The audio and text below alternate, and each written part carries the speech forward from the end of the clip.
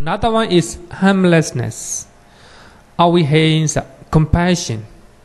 So if you have a hatred in your mind, you cannot really compassion to the people who are in suffering, or who are in a difficult situation, right? So therefore, loving kindness and compassion are the opposite of dosa. So among the Noble Eightfold Paths, the first one is right view, right? The right view. The right view is the opposite of moha. Because you don't have a moha or delusion or ignorance. So therefore, you have a right view. So the first three, the right view, right intentions, talk about amoha, adosa, amoha, alobha, adosa, right? Adosa. Here, what I want to say is the right intention in the Noble Eightfold Path is a vitakka, right? A bad, a positive side of vitakka. You can look at this one with a right view. You have because of right view, you have a right intention. So if you have a right intention, and you will have right speech and right actions, right speeches and right actions. This is the Noble Eightfold Path, the man, the Noble Eightfold Path, a very beautiful one, right? So if you do not have right understanding or right view, then you don't have a right intention or right thought. So if you don't have a right thought in your mind, your speeches, your action will go wrong, right? So therefore, Buddhism always teaches that the right view is very important. Sammadati, right? Right view is nothing but the opposite of moha, right? Moha. So therefore, even less Thursday class, I told the class, as a Buddhist, what we have to do is only one thing: to remove lobha, dosa, moha. Any suttas you read, the ambition is this one, right? Here also we are learning Abhidhamma using Abhidhamma Sangha. So the first thing we learn is akusala, right? 12 akusala cheda. Lobha, dosa, moha, right? Here also we are learning, but not here. Later, this is a command to the others, right? So these are very command, but later we have to learn wholesome mental factor and unwholesome mental factor. So these are very important ones. So here, the thinking or intention have a two type: a wrong intention and right intention, right?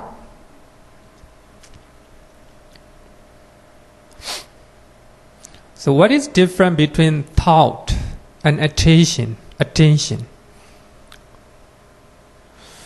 Thought, we take mounts the mind onto the object. We drive the mind onto the object, toward the object. Attention, make sure that the mind go to that object. Attention, make sure that not to the mind is not to sidetrack to other directions, right? So therefore, attention is more common. Attention associated with any type of consciousness. But thought sometimes does not associate with certain type of consciousness. So among them, jhana, right? Second jhana. The second jhana, you don't need vitakka, because even without vitakka, you still have attention, right? Attention. So here, I will give one example. Sending the army to the battlefield is similar to vitakka, right? The army is similar to the mind. The battlefield, the army is a vitakka. The battlefield is the object, right? You send the army to the battlefield. The marching toward the enemies. So when they arrive at the battlefield, they march. The army march to the enemies, right? So here, this is manasikara. Attention, direct the mind toward the object so as not to sidetrack into other directions. So when we send the army to the battlefield, it may direct to other direction, right? Other place. But when they arrive at the battlefield, they march toward the enemies. That is manasikara. Then ordering the soldiers to kill the enemies, that is cetana, right? Cetana motivate. The general at the battlefield trying to order the soldiers to kill the enemies. That's cetana, right? So therefore, when we learn about cetana, we get the example of the commander-in-chief, right? Commander-in-chief at the battlefield, he trying to tell the soldier, order the soldier, right, to kill. So therefore, the commander-in-chief is responsible for everything. So therefore, cetana is responsible for everything. So that is different between vitakka and manasikara. That is very different, right? But here, not too much different. But when you attain jhana, became very, very different, right?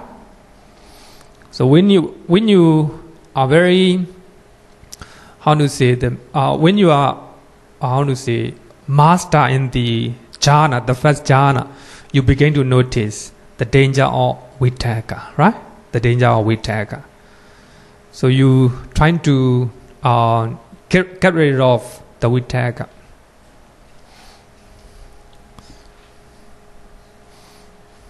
Any question?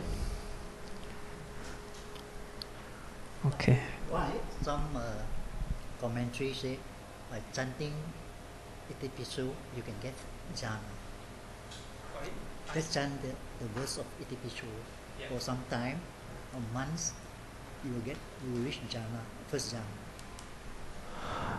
Chanting the first jhana, right?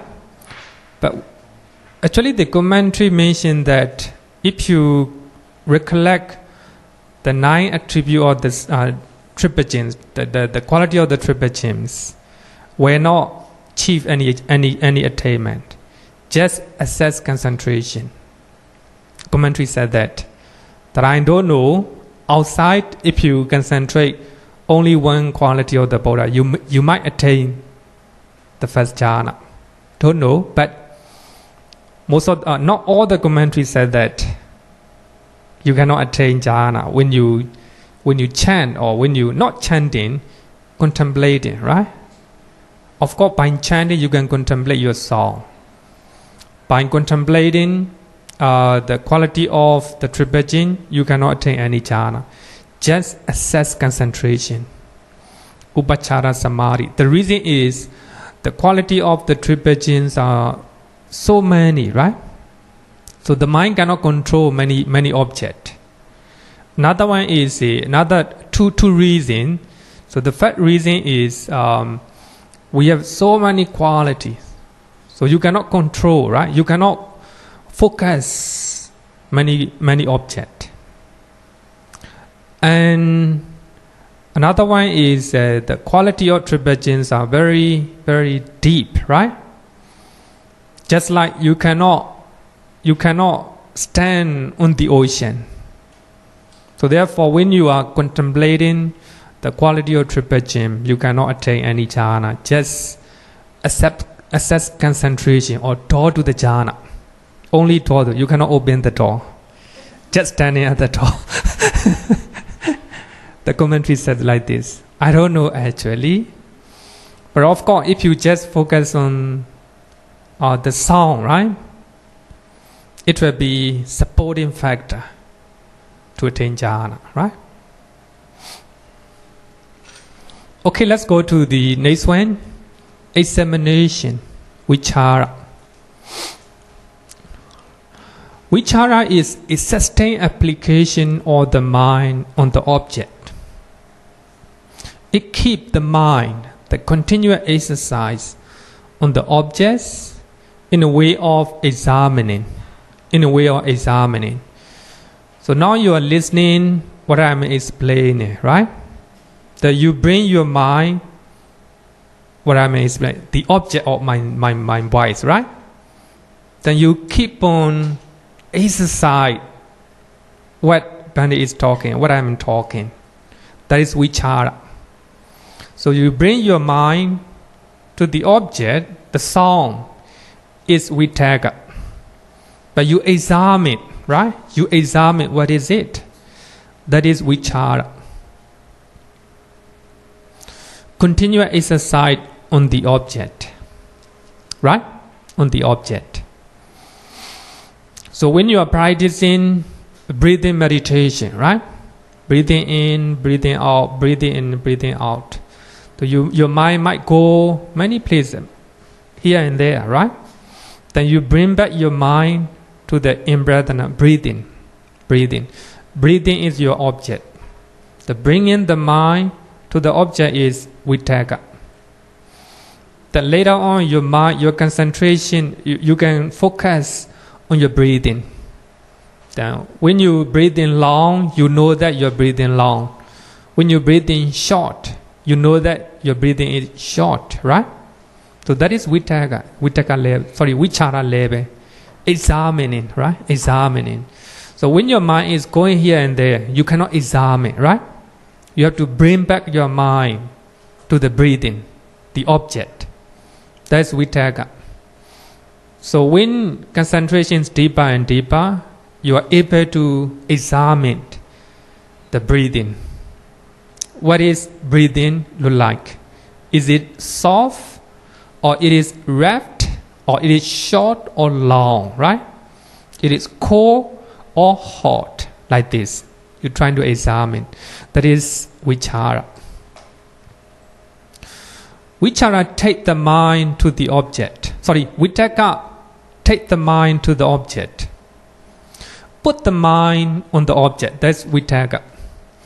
Vicāra keep the mind on that object and trying to anchor there, trying to stay there, hovering over it, right? Hovering over it is a vicāra. So if you look at the example, I think it will be quite clear. So vitakka is just like a bee diving toward a flower, right? That is the first picture that I have shown. So vicāra is like the bees hovering over it, going around the flower, right? This flower is the full of, what is it? Nectar, right? Or nectar, like this. So you're trying to examine, right? Looking at the flower, that's vicāra. Also sometimes, so when we are breathing, so we stay near the breathing, right? So our mind is not going anywhere. That's vicāra. According to Abhidhamma, if we attain second jhana, we still have vicāra, right? So vicāra examine the breathing. So that is the difference between vitakka and vicāra.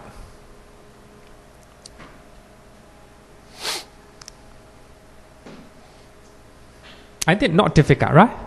Not difficult. So only when you have a deeper level of concentration, you'll be able to differentiate between these two, right? The difference between these two is very important. So when you attain jhana, right? When you attain jhana. And number 3, decision, adhimokkha.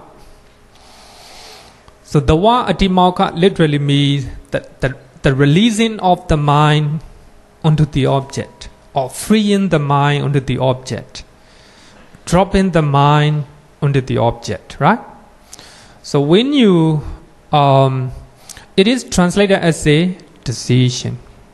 It is the opposite of doubt, right?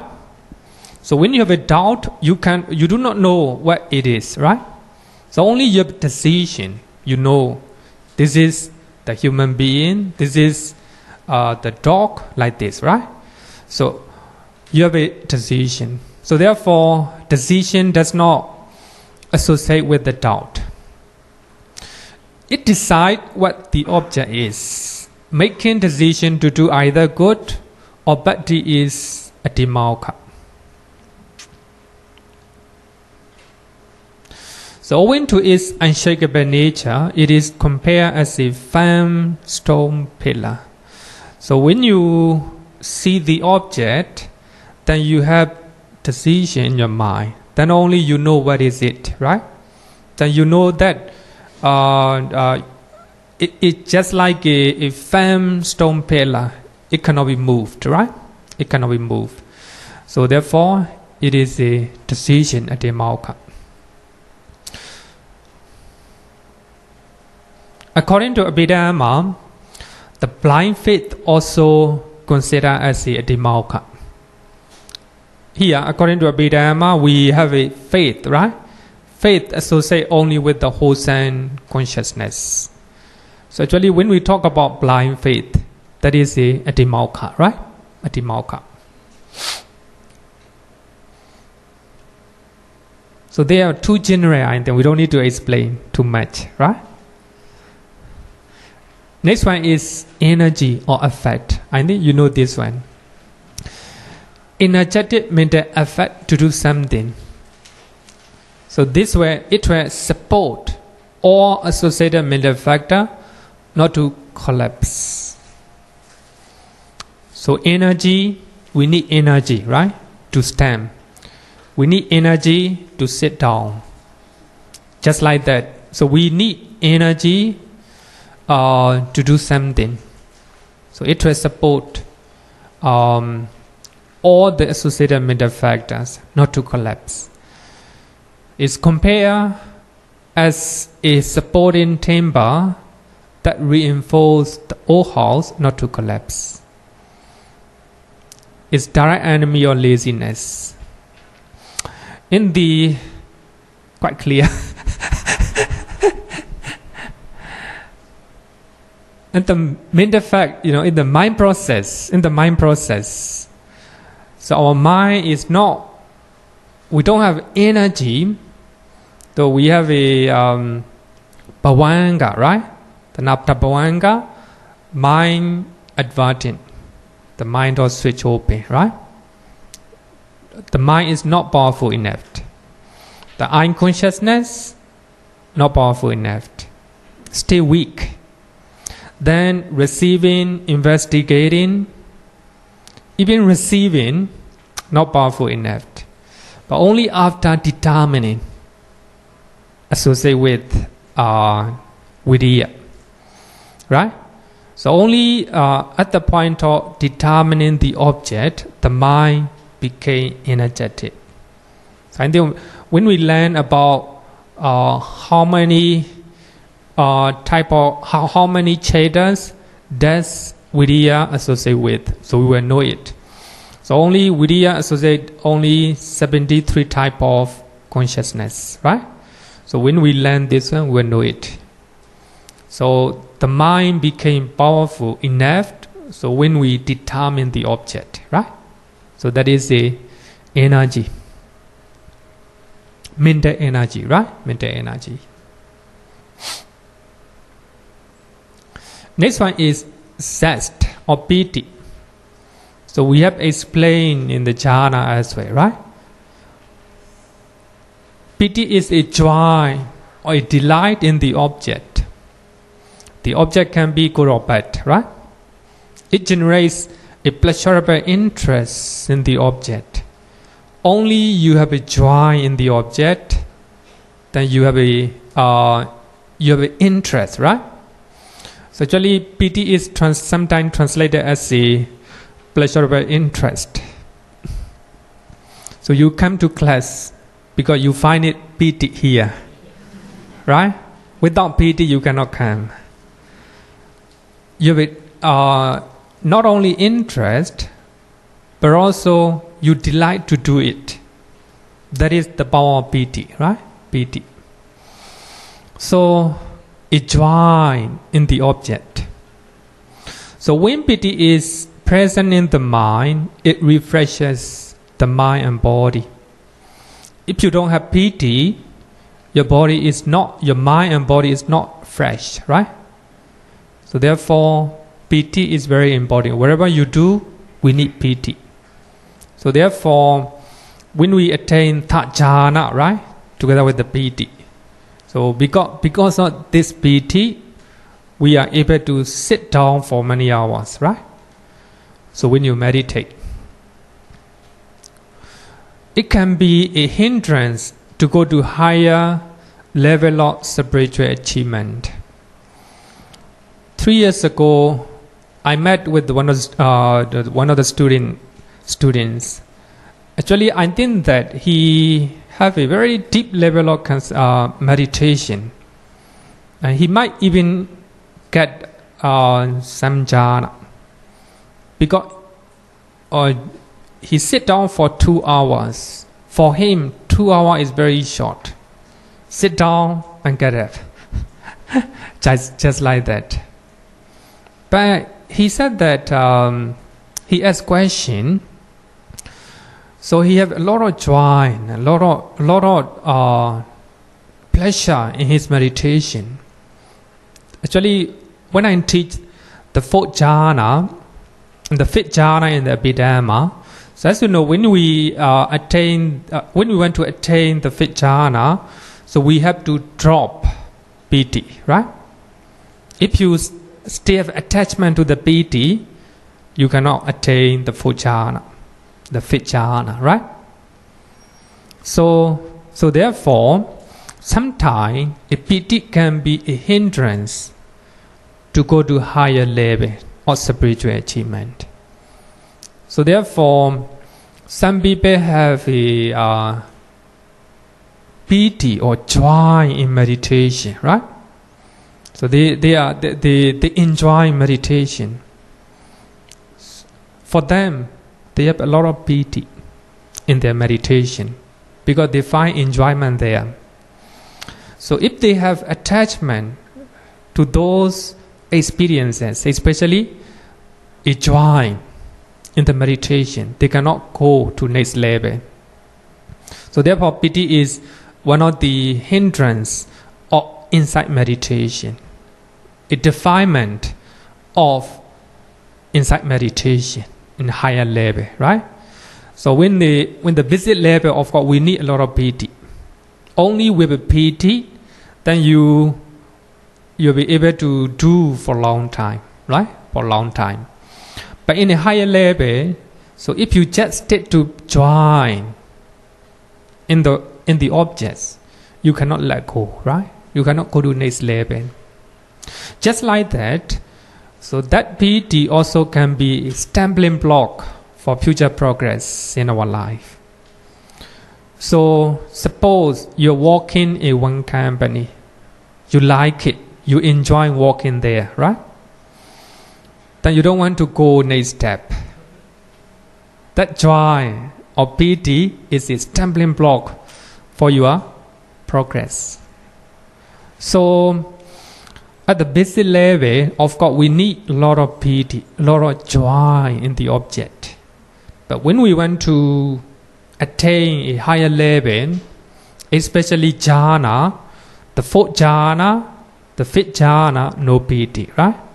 If you have a craving to that pīti, you cannot attain the higher jhana. So therefore, pīti is necessary, but we have to make sure that not to crave for it, right? Not to crave for it. So that is the sex pīti. It is translated in different ways. Bhikkhu Bodhi used as a zest. And Shwezan Aung from Myanmar, and he used a pleasurable interest and joyful satisfaction, joy, rapture, like this, right? But when we learn jhana, when we read suttas, so Bhikkhu Bodhi usually translate as a rapture when we write in when we translate jhanas. But of course, the rapture is fit as a jhana factor to translate like this, but may not be wide enough to cover its all nuances. So therefore, we follow Zest, right? Bhikkhu Body translation. So that is a Zest, right? Zest. So we need Zest to do something, wherever you do, whether you are doing good or bad, right? Good or bad. So therefore, Zest doesn't associate with hatred-rooted consciousness, right? Also doesn't associate with uddhacca, neutral. Zest doesn't associate with the uddhacca, right? So later we will learn this one. Next one is desire. I think we have learned even the first chapter. Chanda means desire to act, desire to do. Therefore, it can be good and bad. Desire to do wholesome thing is good. Desire to do unwholesome thing is bad, right? Quite clear. I think it's no need to explain, right? So we have desire to do good, that is good. Sometimes we have desire to do bad, that's bad, right? So therefore, desire can be kusala and akusala, right? Desire doesn't associate with 80 rootless consciousness, right? 80 root consciousness. The moment you have unconsciousness, receiving, investigating, determining, you don't have any desire to do. Not only you have a jhana level, you have desire, right? So therefore, I think whether you like it or not, Abhidhamma is very helpful to understand our state of mind, very detailed and very precise, right? According to Abhidhamma, a chanda is a desire to do something either good or bad. So lobha is totally negative, according to Abhidhamma Sangha, right? Therefore, negative chanda and lobha are similar. They are the same. They are the same, right? So they are similar. They're similar, according to Abhidhamma, right?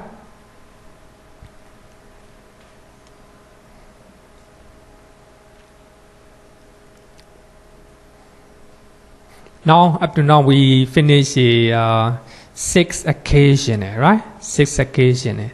Now we finish 30. Comment to the others. So inya samana Cetasiaka. So inya samana Cetasiaka, they associate both good and bad consciousness, right? Good and bad consciousness. Look at the chanda, right? So if we have desire to do good, it associates with the wholesome consciousness. If desire to do bad, it will associate with unwholesome consciousness. So therefore, they are called inya samana. Comment to the others. Okay. Volition and desire. Different. Suppose you have a desire to go holiday trip, right? Desire to go to Thailand. Then you motivate or you force yourself to do it. That is cetana, volition, right? Volition, I think we can also translate as a motivation. We're trying to motivate to go to Thailand. Sometimes you might have desire to go to Thailand. You do nothing. But if you have cetana or volition, you motivate. You do in many ways, right? So therefore, cetana is very important. Without cetana, you cannot go, right? You cannot go.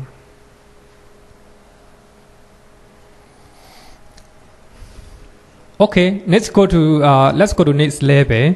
40 unwholesome mental factors. So we have 40 unwholesome mental factors.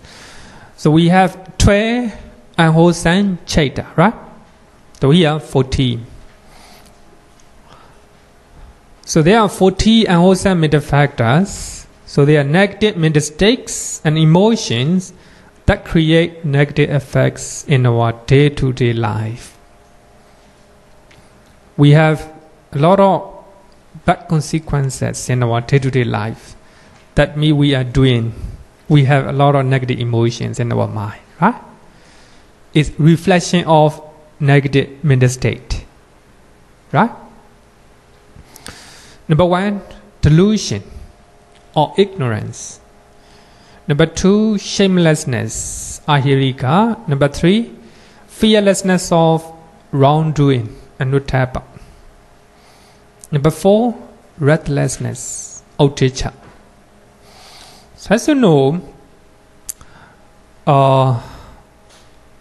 this chapter is my favorite one.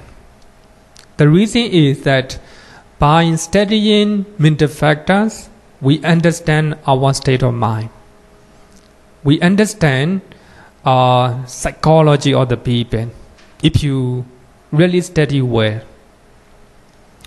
the Buddha normally teaches good things by showing negative things, right? Even Nibbāna, departure from craving, right? By explaining negative way, right? If you can depart from craving, that's Nibbāna, like this. So here also, by understanding unwholesome mental state, then we can try to avoid them, right? Trying to avoid them. So these unwholesome mental states are very important. Delusion, shamelessness, and fearlessness of wrong-doing, and restlessness. So these 4 mental factors are called unwholesome universes because they associate with any type of unwholesome chandas. Unwholesome universes. We have 12 unwholesome chanda, right? So these 4 unwholesome mental factors will associate with all the 12 unwholesome chandas. So therefore they are called unwholesome universes. So the rest are called unwholesome occasions because they do not associate with all type of unwholesome consciousness. So when you are talking about hatred, so hatred doesn't associate with greed-rooted consciousness, like this, right? So the rest are called unwholesome occasions. So they associate with unwholesome chanda occasionally, right? Number 5, greed, wrong view, conceit, or egocentric comparison, hatred, jealousy, avarice, remorse or worry, sloth, anottappa, and doubt. So these are 40 unwholesome mental factors, right? So we will learn today. Number 1, delusion, moha. Actually, we have learned in the first chapter. So we will repeat it again, right? Actually, the moha is very important. So therefore, if you understand moha, you understand wisdom, according to Buddhism, right? The moha, delusion. Amoha, non-delusion. Amoha is nothing but wisdom, right?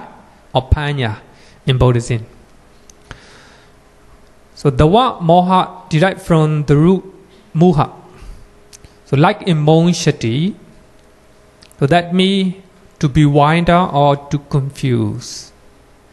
So when you have delusion in your mind, you confuse to decide whether it is good or bad, right? To decide whether it is the real or false. force, right? Like this. So you confuse to do it. That's delusion. So therefore, I think Bhikkhu body normally translate moha as a delusion, right? It is synonym of avijja, ignorance. In dependent originations, we use avijja, right? Avijja paccaya sankhara. And Four Noble Truths, we use avijja.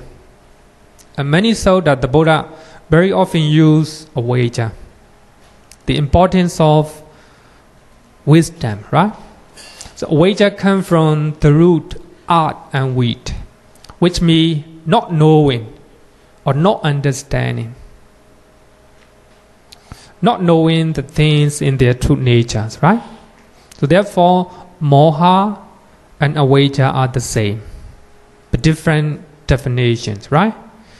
Different definition. So based on avijja, we will learn today moha or avijja. So as stated in Sammaditthi Sutta, moha or avijja can be understood in following way. Number one, not knowing unwholesome deed, or not knowing unwholesome and wholesome deed. So if you do not know unwholesome deed as the unwholesome deed, if you do not know wholesome deed as a wholesome deed, that is avijja, that is moha, delusion. If you think that killing is good, that means you have a delusion, right? If you think that committing sexual misconduct is good, that means you have a delusion. If you think that stealing is good, because you get it. If you think that, that's a delusion, right? So you do not understand unwholesome deed as the unwholesome deed. You think that dana, sila, bhavana are not good, right? Not good. So if you think that, that is delusion. Not knowing wholesome and unwholesome deed. That's the first level, right? A very basic level. So if we have this knowledge, that means we are eco-Buddhist.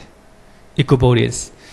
In commentary, we use it Kamma Sakata Samadhi, knowing the ownership for karma. Ownership of karma, right?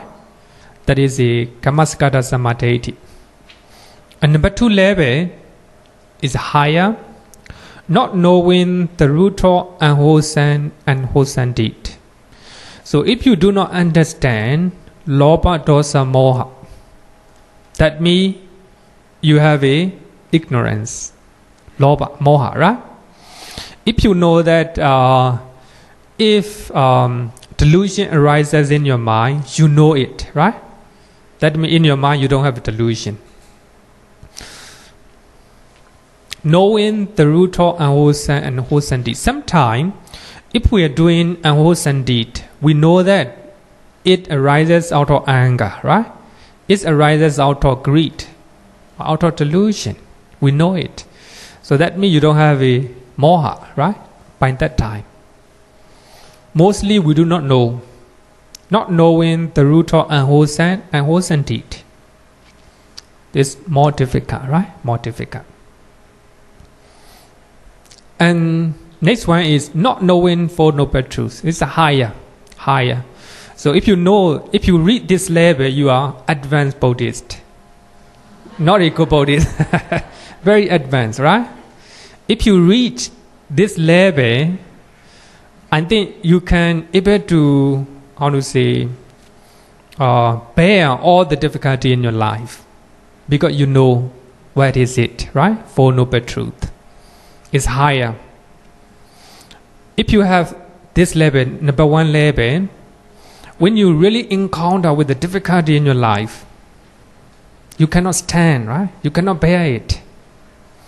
Only when you reach number three level, if you know impermanence as a impermanent, right? Suffering as a suffering, non-self as a non-self. if you read this label, even you do not become noble ones, even you are puthojana, you'll be able to bear all the difficulty in your life because you know the actual nature of things, right? If you are just a normal Buddhist, difficult to, when you have a very serious problem, and you might turn to other religions, right? So your faith is not, not firm, right? Not firm. As long as life is easygoing, that is still okay, right? But life, if you encounter a very difficult situation, only you read this label, only you know the Four Noble Truths. Four Noble Truths in conceptual level, not actual level, right? So if you know actual level, you become Sotapanna. Conceptual level, what I mean is, by reading, by learning, by listening, right? That conceptually you understand. So everything is impermanent, right? Like this. So if you read this label, that your faith to Triple Chain is firm, right? Firm. The next one, not knowing dependent originations. So similar to number 3. Actually, dependent origination is more difficult, of course. It's a very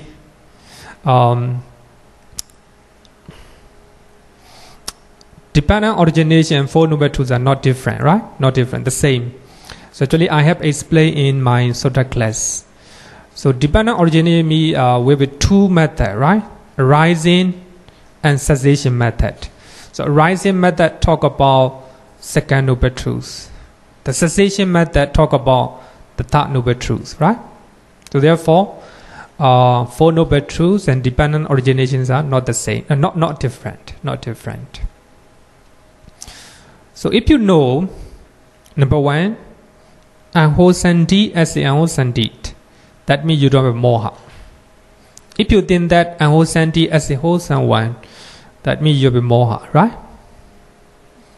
Then number 2, not knowing the root of unwholesome is much more difficult, right? So we know mental labor, right? Mental labor. And number 3 is highest. Number 3 and number 4 are highest. Not knowing Four Noble Truth, right?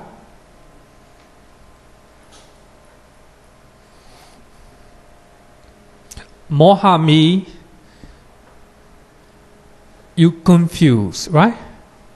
Your mind is confused. You cannot decide whether whether it is good deed or bad deed, right?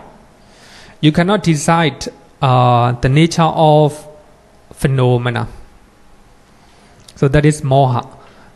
I think avijja is much more. I think easy to understand. Not knowing, right? Avijja means not knowing things in their actual nature. Not knowing as it is. So that is avijja, right?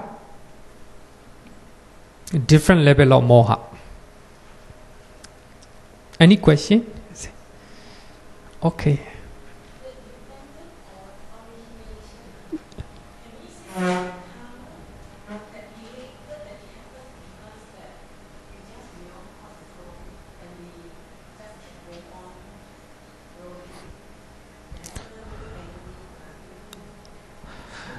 Dependent origination, to make it simple, dependent origination means how suffering arises. It's study of how suffering arises. And study of how suffering stop. Only 2 things, right? 2 things.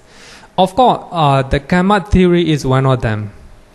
Then we can also learn the karma theory in dependent originations, right? So it's only a part of dependent originations. So actually it is a very higher level, not for normal Buddhist, advanced Buddhist, right? Advanced Buddhist. I think we should know Nibbāna originations. Very simple, I think, very simple one. If we know it correctly, not difficult, but if we know and if we can apply in our daily life, we'll be able to bear our difficulties, our problems. We know it. There's no controller outside, right? It happened according to depending on causes, right? Because of this one, because of this one.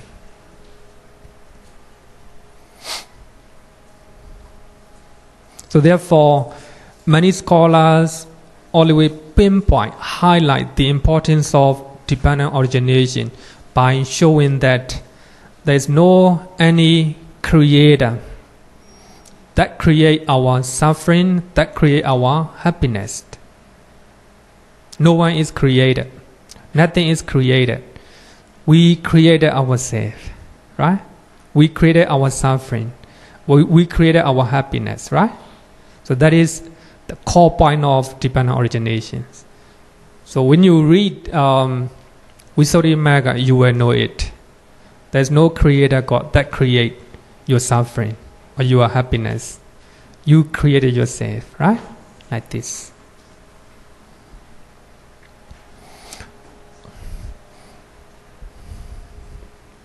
So therefore, in many suttas, the Buddha point out the importance of wisdom or importance of moha, right? Moha. Bhikkhus, it is through not understanding, not penetrating, that is delusion or avijja, right? Not understanding, not penetrating the Four Noble Truths that I, as well as you, had for a long time ran on and gone round the cycle of birth and death. That's from Mahaparinibbāna Sutta. In many sutta as well, the Buddha pinpoint this one. Not knowing, right? Because we have a moha, we have a avijja. That's higher level, right? Four Noble Truths. But of course, as a normal Buddhist, if you do not know what is good, right? As a good, what is bad as a bad, that means you'll be moha, right? Moha. That if you know what is good as a good, what is bad as a bad, you don't have moha. But of course, in higher level, you may still have a moha regarding with the Four Noble Truths, right? So we have to learn and we have to read and we have to examine it, right? To remove delusion. So moha is the root of all evils. It is a direct opposite to wisdom. The root of all evils. Because we are doing bad deed, we have a moha, right? So everything is the root of evil deed. So in Samyutta Nikaya, and the Buddha said that bhikkhus, ignorance is the forerunner in the entry upon unwholesome states. With the shamelessness and fearlessness of wrongdoing follow along. So ignorance is the door to do unwholesome deed, right?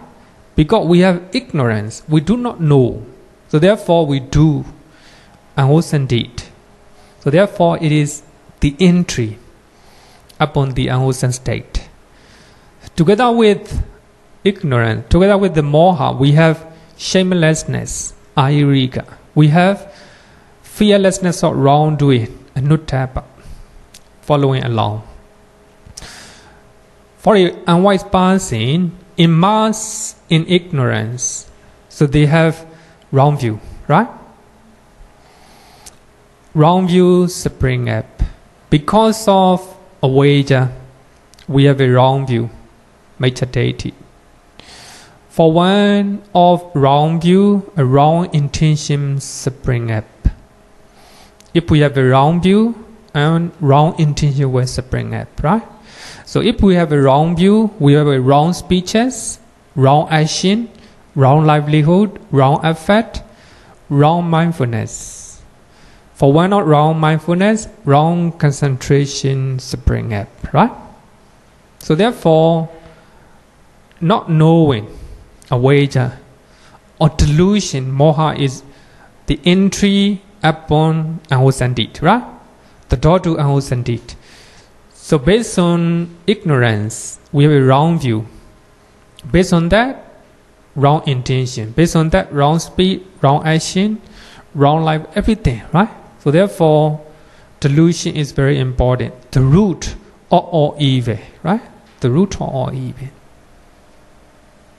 I hope you understand, right? Moha. So next one is a shamelessness, right? So if we have a delusion, we also have shamelessness along with this, right? The Sutta said that shamelessness and also fearlessness of wrongdoing. What is shamelessness? Shamelessness is a mental attitude or shamelessness to do unwholesome deed. So when it is in mind, there is no self-respect. Sometimes you do not have self-respect, then you do unwholesome deed. Some people have a self-respect. This respect themselves. They do not do anything. So therefore, the Buddha, one of the qualities of the Buddha is arahant, right? So arahant has so many definitions. So one of the definitions is the Buddha do not do any unwholesome deed even in secret place, right? He has shame to do unwholesome deed, right? Even in secret, nobody around, he do not do any wrongdoing because he has self-respect, right? So normally people who have self-respect do not do anything wrongdoing, right? Lack of self-respect is the proximate cause of shamelessness. So actually this shamelessness along with the delusion, right? If you have delusion, we have a shamelessness.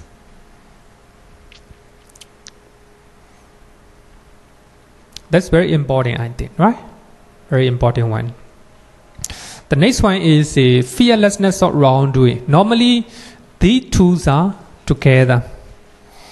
So shamelessness of wrongdoing is a mental attitude of fearlessness to commit any bad deeds.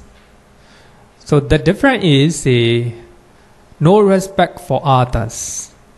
So shamelessness, respect for ourselves. We have a respect for ourselves. Therefore, we are not doing any wrongdoing. But sometimes we look at our parents, right? We look at our temple. We look at our children. So therefore, you avoid doing unwholesome deed.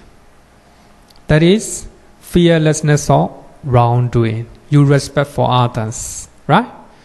Because of your teacher, you're not doing unwholesome deed, right? If you are doing unwholesome deed, your parents will not be, happy, right?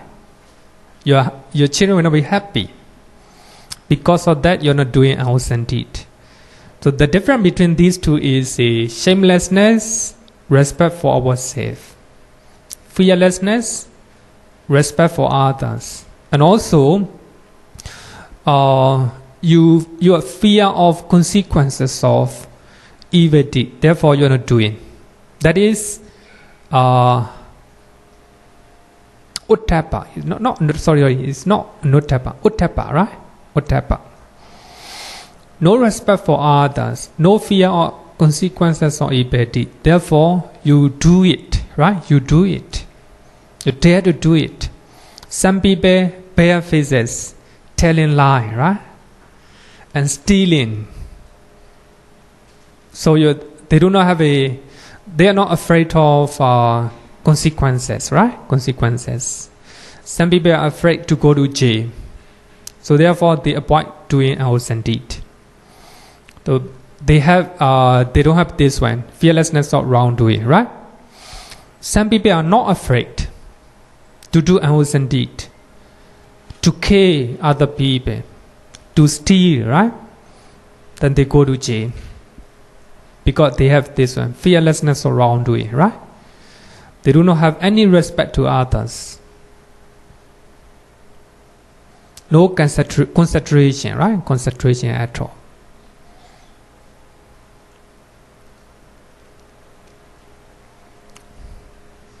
Not difficult, right? Not difficult.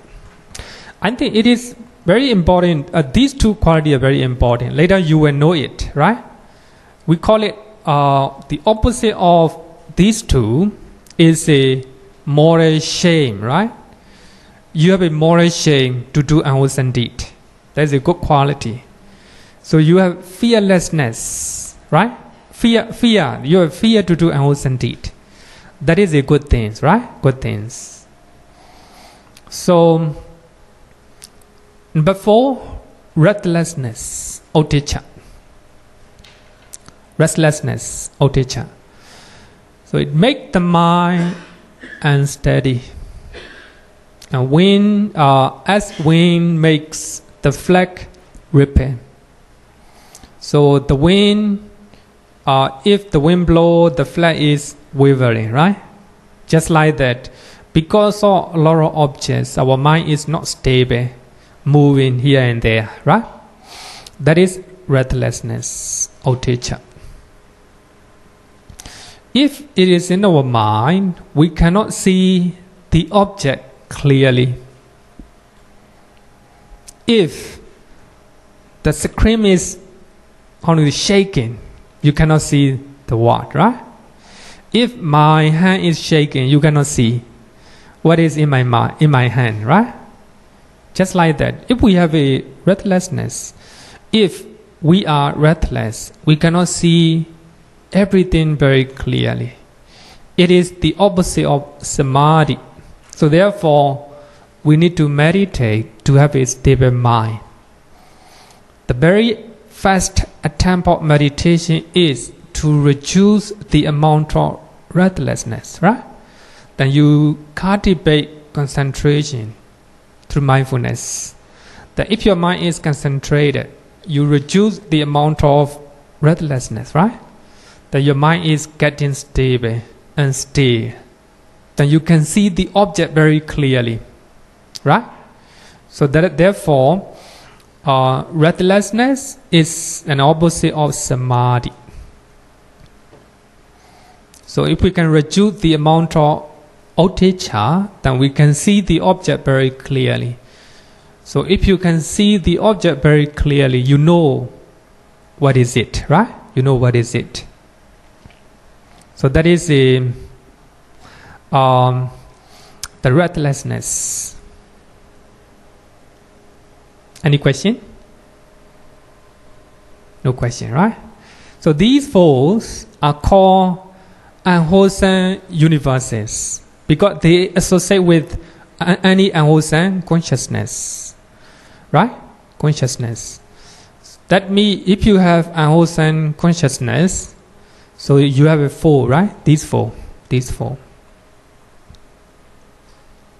The number 5, greed, lobha. That is very important one to know, right? Greed. Greed is like a super glue. It grabs the object family, right? That's the characteristics of greed. If we see something, we grab it. We cannot let go, right? We cannot renounce. When we hear something, it's sound, right? We grab it and we cannot let go. So that is the nature of greed.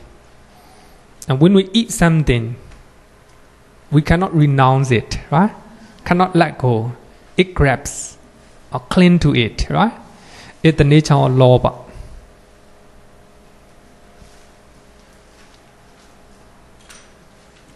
So therefore, if we try to grasp one thing, our mind is intense, not free, right? Our mind is not free.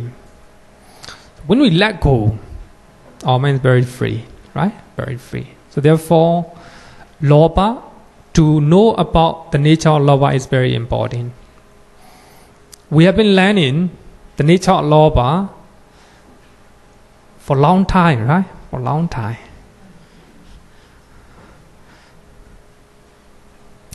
Sometimes we use attachment, sometimes craving, clinging, lust, left with the stream attached. Not metta, right? Here, not metta. Love can be two types, a pure love and impure love. Here, love with the stream attached. Are some of these synonyms of lobha. There are many more.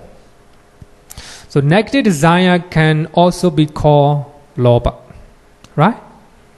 So therefore, when you see a lot of translation here, that is attachment.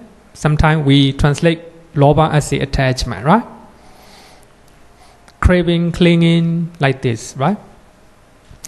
In the dependent originations, upadana is translated as a grasping, right? Is a deeper level of lobha, right? Deeper level of lobha. So that is a type of lobha as well, right? It is the origin of all type of suffering. In the Four Noble Truths, the second one is lobha, right? Second one is lobha. The origin of all type of suffering. According to Abhidhamma, I will say that. According to Abhidhamma, second Noble Truth is lobha. Dosa and moha are added in the first Noble Truth, right? According to Abhidhamma.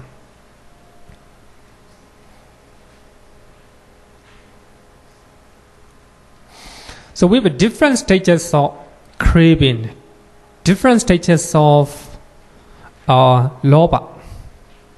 So as I said, second Noble Truth is lobha. Is a craving, chanda, right? So we have a different stages of lobha. So we have learned in previous lessons, the second time, right? Repetition. Craving, greed, lust, clinging, desire, attachment, grasping, all these are lobha, right? Number one, sensory craving. Kama chanda or kama raga. So that's number one. Number two, five material craving. Rupa chanda or rupa raga, right? Five material. And third one, immaterial craving. Immaterial jhana craving, right? Arupa chanda or arupa raga. This can be stated in Singiti Sutta or Metta Sutta from Anguttara Nikaya. And the last one is Nibbāna craving. If you see Nibbāna craving, it is really confusing, right? So therefore, I have to give reference. So in the Bhikkhuni Sutta in Anguttara Nikaya, so it is used as a Nibbāna chanda. Onnāba Brahmana Sutta, so Nibbāna craving is used as a Nibbāna chanda. So if you read these two suttas, so we can learn Nibbāna craving, right? But this is normally not teaching in Theravada Abhidhamma. In Theravada. Normally, if we use Nibbāna craving, the monks will not like it. So therefore, need to give the citation. Otherwise, it's confusing, right?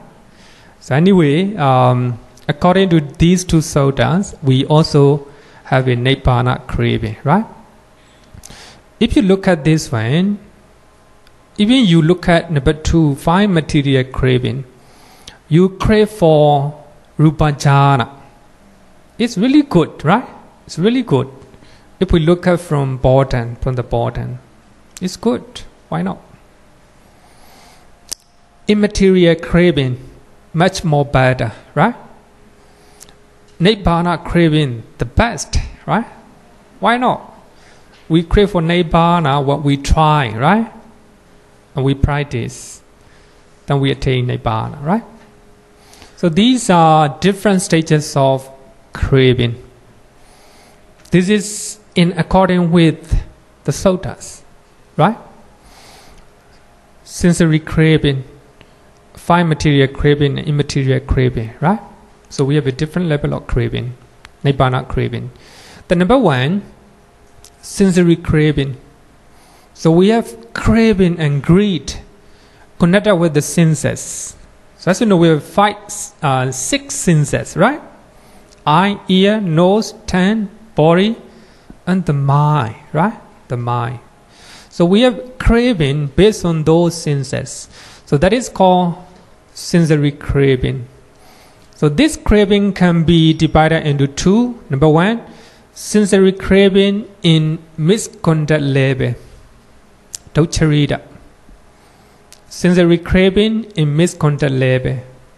The example, number one, desire to steal property of other people. Craving to see the property of other people. It is misconduct, right? It's not your property. It's not belong to you. Belong to other people. If you have sympathy, if you have a good sense of mind, right? You don't steal it.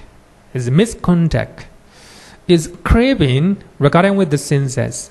When you see something you like it, craving to buy it, right?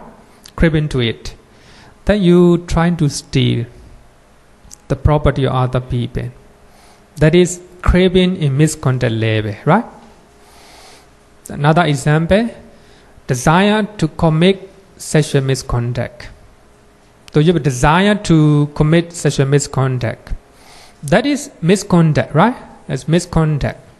Not belong to you, belong to other people. So that is connected with the senses. That craving is connected with the senses. Sensory craving in misconduct level. So we have a lot of misconduct, right? Normally we have 10 type of misconduct, right? 3 bodily and 4 verbally and 3 mentally. So based on that, if you have a craving, that means sensory craving in misconduct. In one sutta, the Buddha used as a visamma lobha. Visamma means unrighteous, lobha means greed, right? These lobha are unrighteous greed, not proper greed, right? Another one is a sensory craving in normal level. Normal level. We have a lot of craving regarding with the senses, based on the senses. Number one, example, desire to eat a delicious food. Of course, yes, we have a lot of desire to eat delicious food. As long as you're not stealing, right?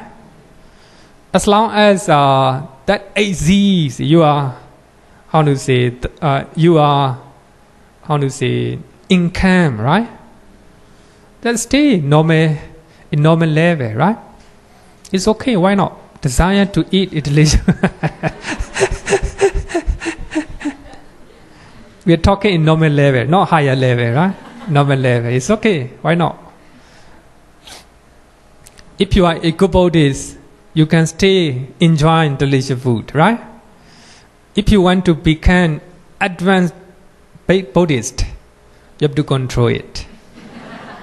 So therefore, we have to know our level and our stages, right? If you become advanced Buddhist, have to control your tongue, right? Your tongue. Another one, sexual desire with one's own partner. That's also sensory craving in normal level. It's quite normal, right? Quite normal. If you are a good Buddhist, it's okay, why not? But if you want to become advanced Buddhist, you have to stay away from it, right? Celibacy, right? Celibacy. The next one, desire to become rich, desire to become successful, desire to become famous. Some people say that Buddhism reject to trying to be rich, right? To trying to become famous or successful, right? At the normal level, look at this one, normal level. Normal level is good, right? Why not? You can try to be rich, right? Nothing wrong with this. As long as it is not misconduct level, still good, right? It's good. Therefore, we can divide sensory craving as a two, right? So number two, sensory craving in normal level is used as a sammat lobha. Sammat lobha means greed. It is righteous. Righteous greed, right? Sorry? Righteous, actually the greed is not good. What we understand, right? But the Buddha himself used sammat lobha. Righteous. It is quite normal, right? To do it. It's quite normal desire to eat delicious food, right? If you are in normal puthojana. Puthojana, right? If you want to become, of course, a higher level, you have to also try to control sensory craving as well, right? Desire for, regarding with the successful and famous, right? In Sutta Nikaya, we have one chapter. It is called lobha sakkara. Lobha means something to get, right? Regarding with the material things, right? You have material things. Sakkara means famous, success, popularity, like this, right? In that chapter, the Buddha said that bhikkhus trying to avoid lobha sakkara, trying to avoid. Don't try to become famous. Don't try to have, how to say this, successful. They are hindrances for the higher achievement. Talking to the monks, right?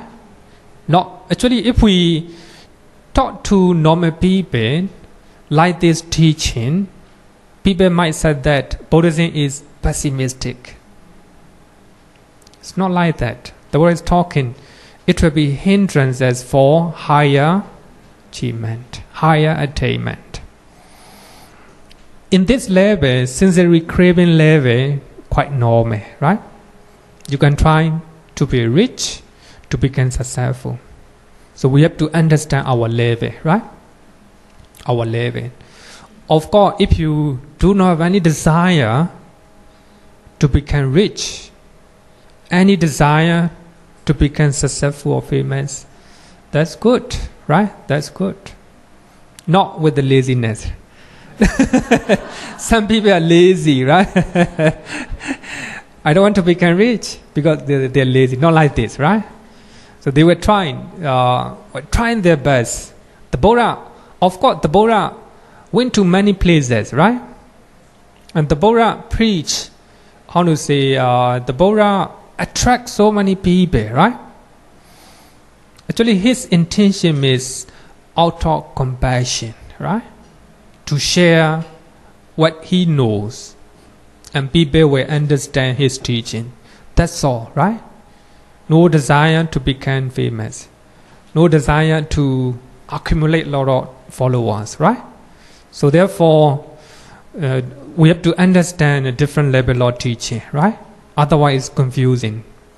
So therefore, the reason why I give a series of a different level of craving is to understand, right? To understand. Even number one, sensory craving. So sensory craving in normal level is quite normal. Then you can do so, right? You can enjoy, right? You can enjoy sensual pleasures. Nothing wrong with this, as long as it is not misconduct level. Number two, desire for meditative bliss before you attain jhana, right? Before you attain jhana, It also can be attached sensory craving, right? The next one, 5 material craving. So during and after you attain 5 material jhana, then you enjoy, right? That is 5 material craving. Craving for the life for rupa existence. So you want to become a Brahma, right? You want to be a rebirth in the Brahma realm. So that is called 5 material craving. The third one, immaterial craving. So when you reach this level, you don't want material things at all. You don't want material things at all. Craving for tranquil bliss during and after arupa jhana. Then you have a craving to become a Brahma, the life for arupa existences, right? That is a higher level. Very often I explain that meditative bliss, you don't need anything, right? Just sit down and focus on your meditation object. Then you will be bliss, right? For sensory craving, we need a lot of supporting factors, right? We need a lot of things to see, a lot of things to hear, right? We need a lot of supporting. Those supporting senses are not satisfactory. Our happiness is gone, right? No happiness at all. So therefore, 5 material craving, immaterial craving are much better than sensory one, right? And the last one, Nibbāna craving. Of course, desire for Nibbāna is immense to attain Nibbāna. Without that desire, one cannot achieve the bliss of Nibbāna. It is the best desire. Sometimes we confuse, right? We need to remove desire, right? We always say like this. Of course, if you can remove desire, it's good. But we have to understand according to the stages, right? Different level of stages. Even such a noble desire has to be abandoned when you attain Nibbāna. Actually, I have explained it with the simile of a, I forgot that word, rope, raft, right? Oh no, raft.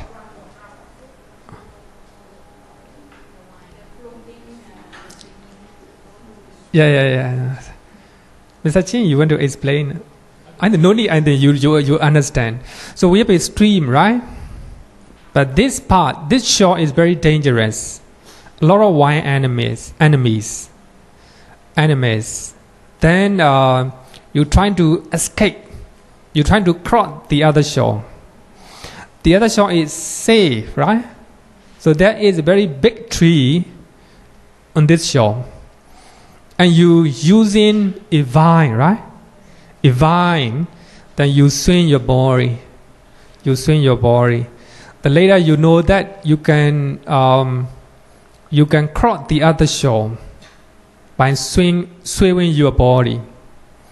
But if you have attachment to that vine, you cannot cross, right? You cannot cross. Vine is nothing but craving to attain Nibbāna.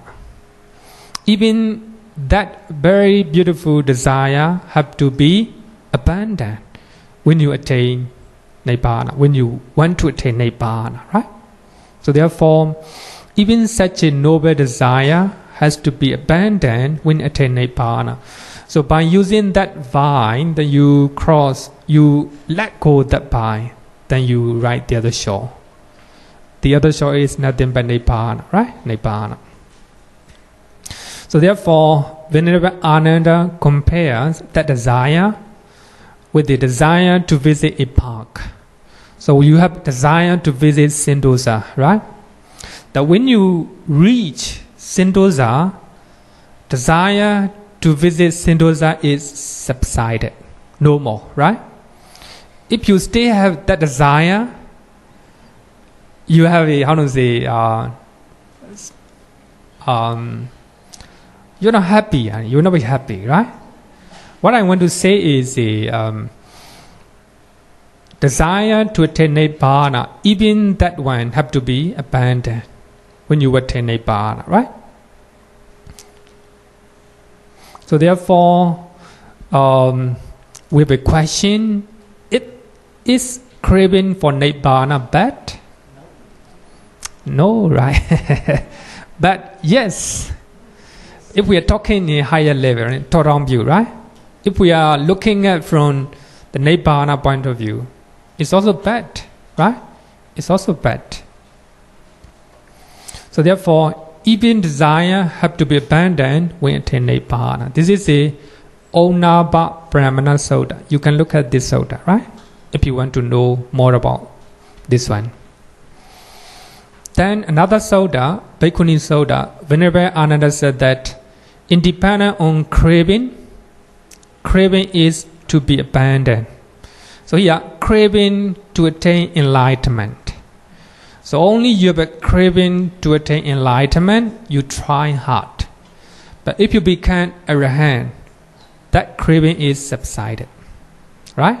So therefore, craving to become arahant or craving to attain Nibbāna, they are also not good. Right? But we need to have such type of craving before we attain Nibbāna, before we become arahant. Right? So therefore, we have a different level of craving. The sensory craving, the two type, good and bad, right? Good and bad. And we have a fine material, immaterial, and craving for Nibbāna. A different level of greed, right? The craving and greed are the same. Any question?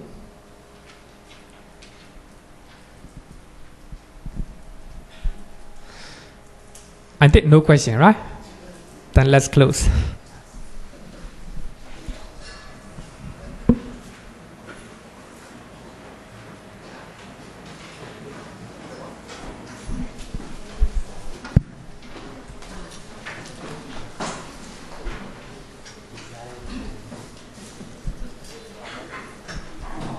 Excuse me, one announcement. Okay, just an announcement about Pinapata on the 9th of August, National Day. So at this moment, we have altogether invited about 8 monks, right? So for those who wanted to give, do offering, personal offering of requisite to the monks, you can prepare about 8 sets, right? Because I think the last announcement was 6 monks, so now we have about 8 monks. This is not compulsory, it's up to individual. Just in case you think you want to offer some requisite for the monks, so you prepare for about 8 sets. Right? The Pinapata will start at 10:15. And if you are bringing any food, cooked food, please use disposable utensil or containers. If you want to use, save the world, to recycle, you can bring your own containers, but bring home to wash. Cannot wash here. Right? If you are bringing fruits, please cut them, remove the seed, wash them. Okay? Thank you. Let's chant the Chatta Manavagata. Yo vada tampavaro manu Jesu Sakya muni bhagava kata gicho paragato bala vīriya samangi tam sugatam sarana tamupemi raga viraga mane jama soka dhamma sankatama patikulam madura mimam pagunam suvibata dhamma mimam sarana tamupemi Yata cha dinama palamahu Jatusu suci supurisa yogesu Atacha pugala dhammastasate Sanggami mam saranatamu Sadhu, sadhu, sadhu. Thank you, Bhante.